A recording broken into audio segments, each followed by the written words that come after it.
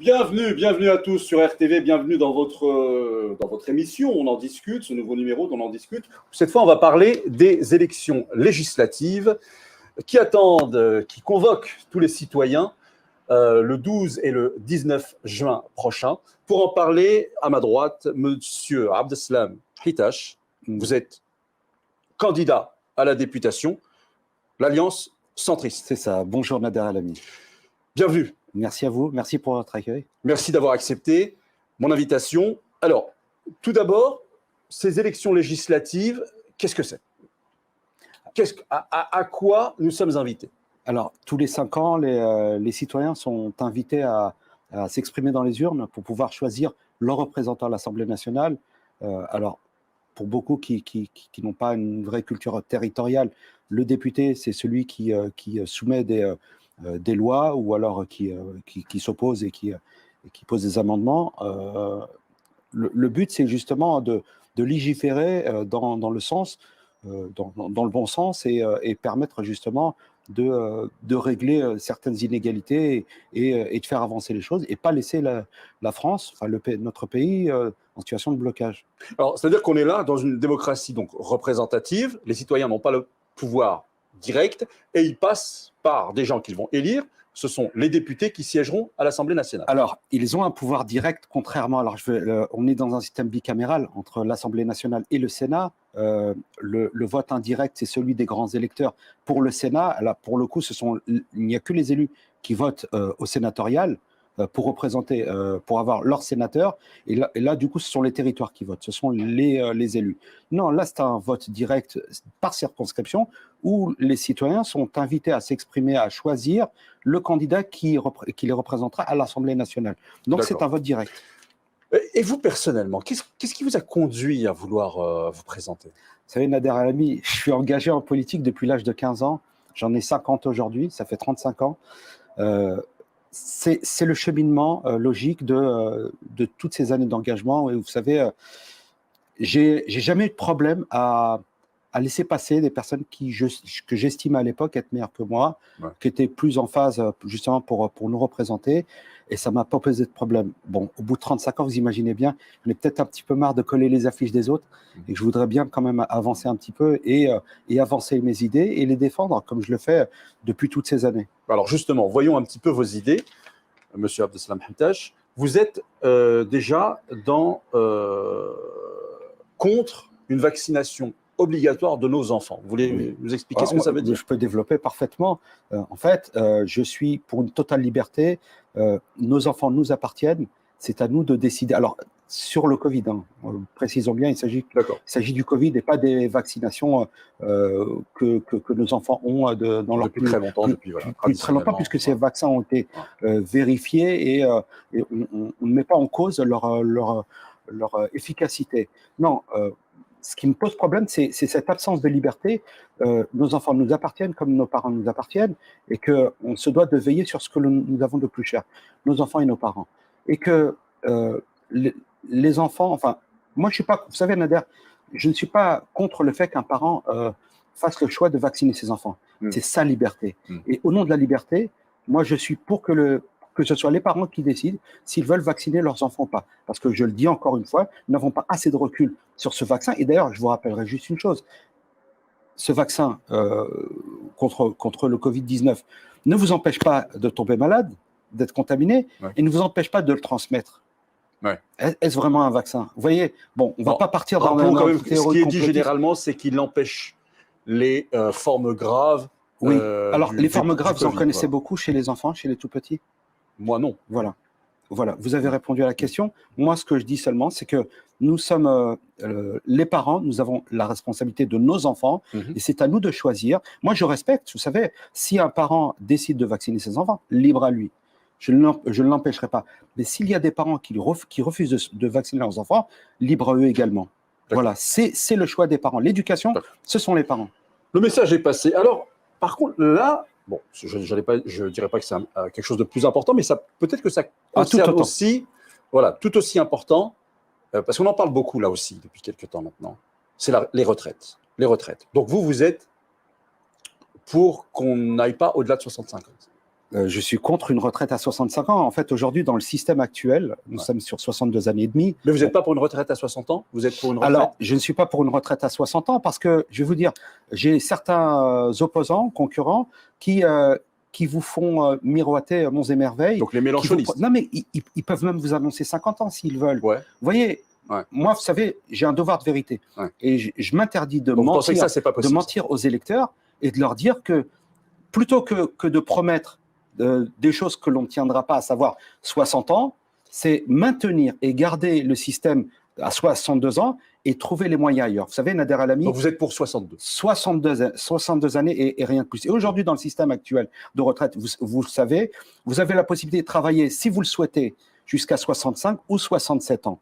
Parce que tous les métiers ne permettent pas d'aller jusqu'à 67 ans. Mais il y a des fonctions de cadre qui vous permettent, et si d'aventure vous vouliez faire 2 années de plus, évidemment, vous sortiriez avec un peu plus d'indemnité. Mais je voudrais que vous m'expliquiez tout de même, parce que je ne suis pas technicien en la matière, mais pourquoi ce n'est pas possible 60 ans? Qu'est-ce qui ferait que ce soit inenvisageable? En tout cas, là, je ne parle pour aucun parti politique, je veux juste savoir, comprendre pourquoi 60 ans. Alors, 62 ans, c'est beaucoup plus envisageable que 60 ans. Parce que, si vous voulez… reculer et du coup aller chercher l'argent qui sera beaucoup plus difficile à trouver pose problème. Maintenir le système et aller chercher le différentiel entre 62 et 65 sera quand même beaucoup plus facile. Voilà, c'est tout. Moi, vous savez, Nader El-Ami, même si ça ne me plaît pas, et que je pourrais vous dire retraite à 50 ans et ça plairait à tout le monde, et voyez, mais je n'ai pas envie d'être élu sur un mensonge. On a un devoir de vérité. Et les 60 ans, c'est juste, ce n'est que de la pure utopie. D'accord. Alors, vous êtes aussi, et là, c'est un thème qui m'est cher, pour qu'on construise une nouvelle université dans le Val d'Oise. C'est vrai que dans le Val d'Oise, nous, on connaît Cergy. Voilà. C'est ça. Il y a une université à Cergy. C'est pas suffisant. C'est pas suffisant quand on est un enfant de Gonesse, de Goussainville, et que lorsque l'on prend les transports, lorsque l'on passe 1h30 le matin et 1h30 le soir, plus les 6 heures de cours par jour. Vous vous rendez compte du nombre d'heures? On se retrouve à 9 heures. C'est juste pas possible. Et ça, c'est quand les transports fonctionnent. Vous voyez? Donc, c'est juste plus possible. Et vous savez très bien que ça joue sur le moral de nos étudiants, que d'avoir toutes ces distances à faire ça peut tous les jours. Les décourager. L'Est valdoisien a longtemps été dépourvu. Et c'est bien le drame. Et vous savez, l'actuel député, selon moi, n'a absolument rien fait pour défendre les gens de l'Est du Val d'Oise. Et c'est la raison pour laquelle je suis candidat. D'accord. C'est-à-dire que, et là, vous feriez pression sur l'État pour qu'il mette les fonds pour une deuxième université. Absolument. Et vous savez, et d'ailleurs, une réflexion est déjà portée sur… Vous savez que le projet Europa City avait été abandonné. Et qu'il y a pour projet d'amener le métro jusque-là. Ce terrain me semblerait être le plus adapté. Je ne dis pas qu'il sera forcément là, mais c'est une réflexion que l'on porte. Mais vous savez, ces propositions que l'on évoque, et on pourra en évoquer d'autres, d'abord, elle a fait l'objet d'une votation citoyenne. Vous savez, j'ai mis en place un QR code avec un slogan. Ah oui, le fameux QR code. Le fameux QR code. Alors. Avec un slogan tout simple: ne votez pas pour un programme, écrivez-le. Je ne suis pas de ceux qui disent « écoutez, je sais comment ça fonctionne, je vais vous expliquer, asseyez-vous et écoutez ce que j'ai à vous dire ». Non. Moi, j'écoute les citoyens. Vous savez, moi, je pars de la base. J'entends les remarques des citoyennes et des citoyens. Eux font des propositions. Et c'est leurs propositions qui alimentent le programme. Vous voyez, donc ces propositions-là, ce sont aussi des propositions qui sont faites, aussi et surtout des propositions qui sont faites par les personnes qui ont bien voulu répondre à ce questionnaire. Donc, en flashant le QR code, ne votez pas pour un programme, écrivez-le. Donc, vous voyez, ce sont des souhaits des Valdoisiens. D'accord. Et puis, alors là, il y a quelque chose qui vous intéresse, alors si je vous posais la question, parce que la préservation de nos terres agricoles, qu'est-ce que ça veut dire ça? Alors, vous savez que, je ne sais pas si vous avez eu l'occasion de prendre la nationale qui passe du Bourget et qui va, très souvent, qui va jusqu'en Picardie. En fait, vous le voyez très rapidement, lorsque vous quittez la Seine-Saint-Denis, vous dépassez l'aéroport du Bourget, tout de suite vous retrouvez dans des grands espaces, des grandes terres, vous entrez dans des villages, vous avez des vaches à droite, des chevaux à gauche. Et moi, je dis donc c'est préservé, qu'est-ce qui se passe? Il faut absolument préserver tout ça. Non, parce qu'aujourd'hui, vous savez, avec tous ces bétonneurs qui viennent justement construire des projets immobiliers. Moi, je dis qu'il faut absolument préserver ces espaces-là. Et le problème, et vous le savez très bien, c'est qu'aujourd'hui, on a une imperméabilisation des sols, qui fait que lorsqu'il pleut, vous savez, on ne peut plus alimenter les nappes phréatiques. Parce que du fait que l'on a tout bétonné, on fait quoi? On fait des raccordements d'eau pluviale qui amènent tout le réseau dans la Seine et qui va se jeter à la mer. Cette eau-là, elle est nécessaire. Aujourd'hui, vous savez, cet été, probablement que nous aurons une forte sécheresse. Que si les nappes phréatiques ne sont pas alimentées, ça posera problème aux agriculteurs, ça posera problème justement à ces volumes d'eau qui sont perdus bêtement. Donc voilà, moi je suis pour préserver l'esprit de nos villages. Nous avons, vous savez, sur ma circonscription sur laquelle je suis candidat, il y a 27 communes. 27 communes. Je ne parle pas de Gonesse, je ne parle pas de Goussainville, mais tous ces petits villages qui sont autour, qui ont fait le choix. Ces personnes qui ont acheté un bien, un havre de paix, un espace justement où ils vivent bien. Ils ne voudraient pas voir des immeubles se construire juste devant leurs fenêtres.